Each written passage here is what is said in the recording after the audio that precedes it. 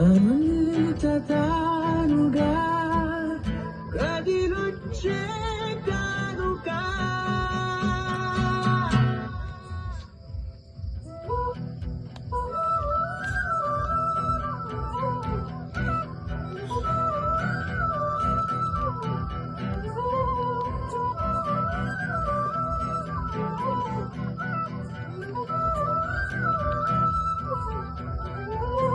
నిన్ను చూస్తూ ఉంటే కన్నులు రెండు తిప్పేస్తావే, నీ చూపులపైనే రెప్పలు వేసి కప్పేస్తావే. కనిపించని దేవుణ్ణే కన్నార్పక చూస్తావే, కన్నుల ఎదుటే నేనుంటే కాదనుకున్నావే.